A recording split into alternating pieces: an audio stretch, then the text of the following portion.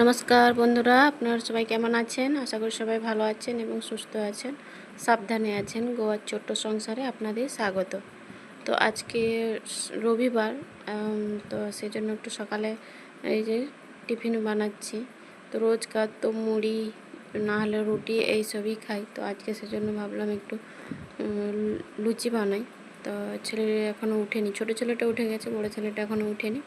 তো সেই জন্য এই যে আমি তাড়াতাড়ি করে তাড়াতাড়ি সব কাজকর্ম হয়ে গেছে আমার সকালের। তো এই যে আমার লুচি বলাও হয়ে গেছে আর লুচি ভাজাও হয়ে গেছে। তো এই যে লুচিটা ভেজে আমি তুলে নিই। তো লুচির জন্য আলাদা আলাদা করে তরকারি করতে হবে না। কাল রাতে একটু কাবুল ছোলার তরকারি করেছিলাম, তো সেটাই আছে। তো ওটা দিয়ে খেতে দিয়ে দেবো এখন, তো আর আলাদা করে করব না। তো এই হলো আমার লুচি ভাজা কমপ্লিট হয়ে গেল। এই যে তো এবার ছেলেকে খেতে দেবো। আমার ভাজতে ভাজতে উঠে পড়েছে, তো ওকে খেতে দিয়ে দিই। তো ওকে খেতে দিয়ে আবার ছোটোটাকে খাওয়াবো। তো ওদেরকে খাইয়ে দিলে আমার এদিকের কাজগুলো সব কমপ্লিট হয়ে যাবে। তো আমি এবার রান্নার জোগাড় করব। তো যেহেতু আজকে রবিবার, তো চিকেন তো নিয়ে আসবে, চিকেন হবে। তো এই যে তো আমার ওদেরকে খাওয়ার দাওয়ানো হয়ে গেছে। তো তার মাঝে একটা ক্যাচড়াওয়ালা এসেছে, তো যেটা আমরা লোহা ভাঙা টিন ভাঙা বিক্রি করি না দেশে, ওই রকমই আর কি। তো ও আসতে ওকে দিলাম। আমাদের কিছু জিনিসপত্র ছিল, প্লাস্টিক আর স্টিলের জিনিস কিছু ছিল, তো ওগুলো দিয়ে দিয়েছি ওকে। তো ওগুলো দিয়ে দিয়েছি কারণ পড়ে পড়ে থেকে খারাপ হয়ে যাবে। তো ওদেরকে দিয়েছি, ওরা অনেকগুলোই জিনিস দিয়েছি, তো 100 টাকা দিয়েছে। তো না হলে এখানে কেউ নিতে চায় না। না হলে এখানে পঞ্চায়েত থেকে লোক আসে।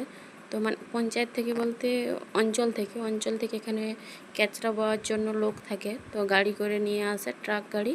তো ওতেই সব দিয়ে দিতে হবে বেস্ট জিনিস।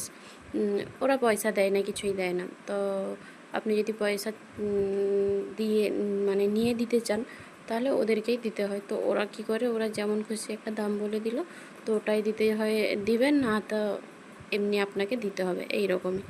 তো এই যে তো 100 টাকা দিয়েছে, ওটাই দিয়ে ওদেরকে সব দিয়ে দিয়েছি। তো এসে আবার এই রান্নাবান্না জোগাড় করছিলাম। চিকেন নিয়ে এসেছিলো, তো ওগুলো আবার ভালো করে ধুয়ে পরিষ্কার করে লবণ হলুদ তেল সব মাখিয়ে রেখে দিয়েছি। তারপরে এই যে জামা কাপড় ধুতেও দিয়েছিলাম, তো অনেকটাই দেরি হয়ে গেছে ওই লোকনবালার জন্য। তো আজ ভাবলাম তাড়াতাড়ি করে সব কাজ গুছাবো। তো সকাল থেকে সব তাড়াতাড়ি হচ্ছিলো। তো এই লোকনবালা এসেই আমার অনেকটাই দেরি করে দিয়েছে। তার মধ্যে একটা কাণ্ড ঘটে গেছে।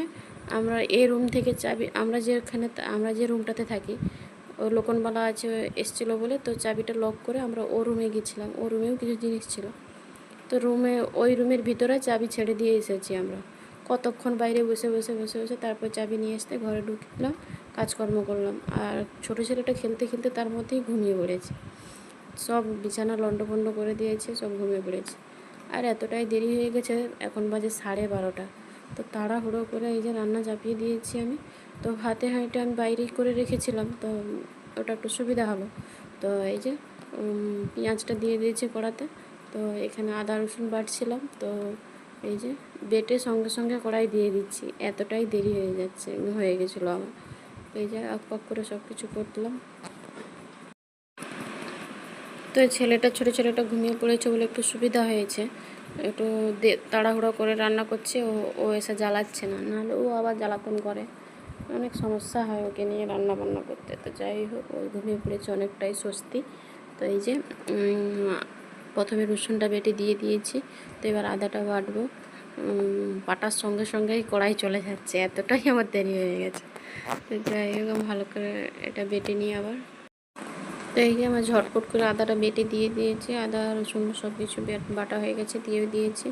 তো এবার ভালো করে আমি নেড়ে একটু মশলাটা কাঁচা গন্ধটা মরে গেলে তারপরে আমি টমেটো দেবো। এই যে টমেটো দিয়ে দিলাম। এবার এক এক করে সব কিছু দিয়ে দেবো, হলদি গুঁড়ি, লঙ্কা গুঁড়ি, লবণ সব কিছু দিয়ে ভালো করে আবার কষাবো।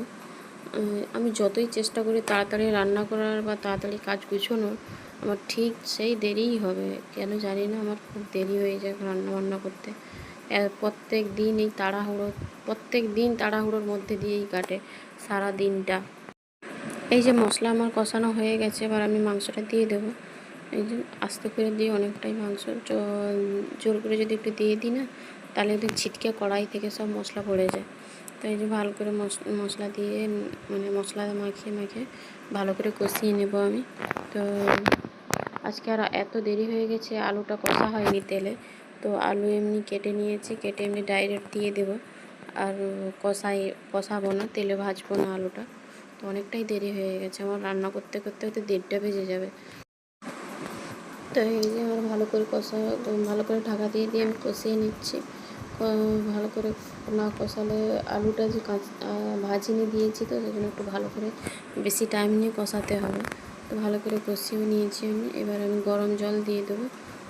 তার আগে ছেলে বললো, মা একটু কষা মাংস তুলবে। তো এই জন্য ওর জন্য আবার কষা মাংস তুলছি, একটু তুলে তারপরে ওকে দিয়ে তারপরে আমি জলটা দেবো। তো এই যে ছেলের জন্য একটু তুলে নিয়েছি, তুলে এবার গরম জল করে রেখেছিলাম। তো গরম জলটা এবার দিয়ে দিই, তাহলে তাড়াতাড়ি ফুটে যাবে। তো তাড়াতাড়ি সব কিছু হয়ে যাবে, মানে সিদ্ধ সব হয়ে গেছে। তো যেহেতু আমার অনেকটাই দেরি হয়ে গেছে, এখন 1টা বেজে গেছে, তো আগে এবার ঝোলটা ফুটতে থাকুক। ছোটো ছেলেটাকে আগে স্নান করিয়ে দিই, তারপর ওকে খেতে দেবো।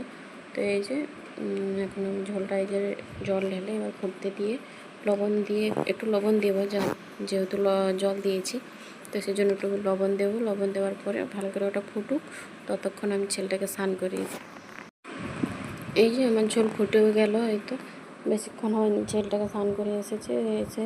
এবার এই যে একটু ভালো করে নেড়ে দিই। আমি গরম মশলা দিই না, যেহেতু ওরা কেউ পছন্দ করে না গরম মশলার সেন্টটা, তো সেই জন্য দিই না। এই যে আমার রান্না হয়ে গেছে কমপ্লিট। তো এখন 1:20 হয়ে গেছে, প্রায় 1:30। আগে ছেলেটাকে খাইয়ে দিই, ছোটোটাকে আগে দিয়ে দিই। ছোটো ছেলের জন্য আগে থেকেই আমি ভাত বেড়ে রেখেছি, যে ঠান্ডা করার জন্য। তো ওকে ভাত দিয়ে দিয়েছি। ও আবার না, যে সব কিছু মাখিয়ে ভালো করে খেতে দেবো, ও সেরকম খাবে না।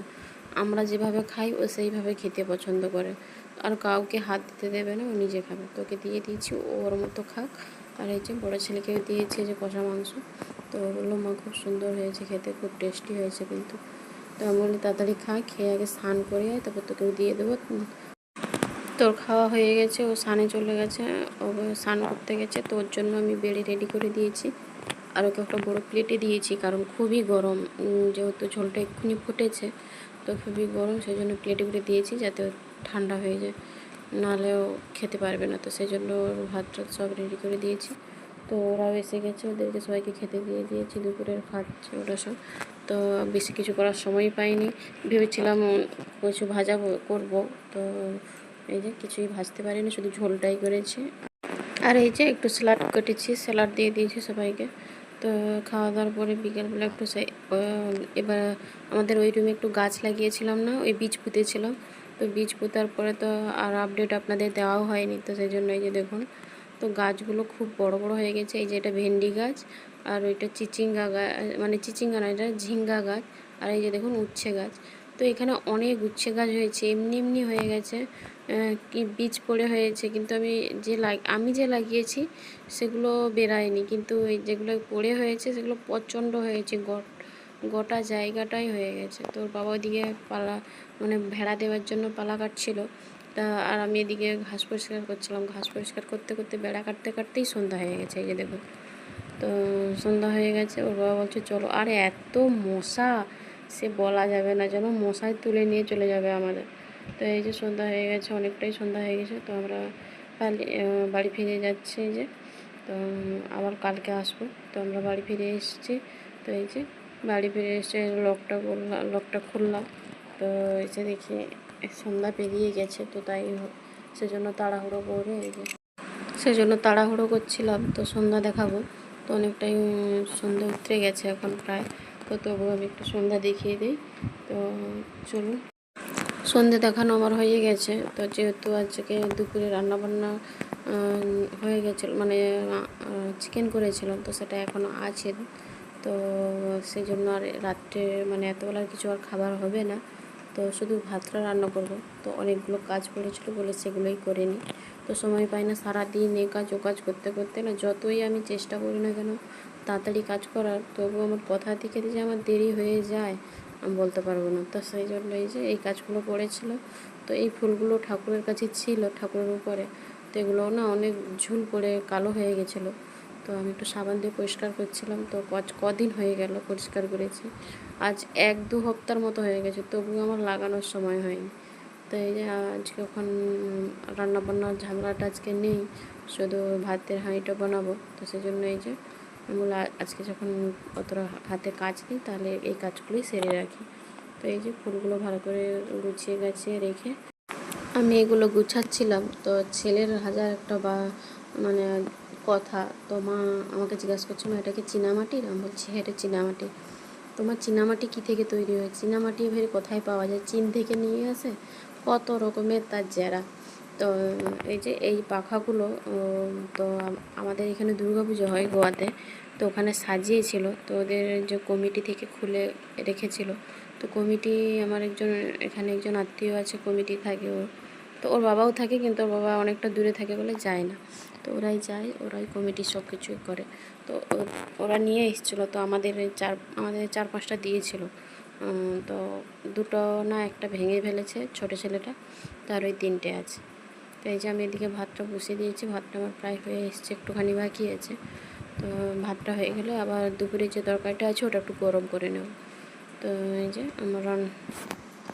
আমার রান্না বান্না কমপ্লিট হয়ে গেছে। আর এদিকে ছেলেকে দেখুন, ছোটো ছেলেটাকে, তো এই ব্যাগটা নিয়ে তখন থেকে এরকমই শুধু মুখটা লুকিয়ে ও ভয় দেখাচ্ছে আমাদের। এই দেখুন। তো যাই হোক, তো আমাদের রাতের খাওয়া দাওয়া আবার শুরু হয়ে গেছে। এই যে সবাইকে খেতে দিয়ে দিয়েছি, এবার ওদেরকে দিয়ে দিয়েছি, আমি বসবো। তো ভিডিওটা যদি আপনাদের ভালো লেগে থাকে, একটা লাইক, কমেন্ট, শেয়ার এবং সাবস্ক্রাইব করে। কত রাত হয়ে গেছে, এখনও অবধি ঘুমোয়নি, আবার 2টো বিস্কুট নিয়েছে। তো আপনারা সবাই এতক্ষণ ধরে আমাদের ভিডিওটা দেখার জন্য ধৈর্য ধরে আপনাদের অসংখ্য ধন্যবাদ। সুস্থ থাকুন, ভালো থাকুন, আমার ভিডিও দেখতে থাকুন।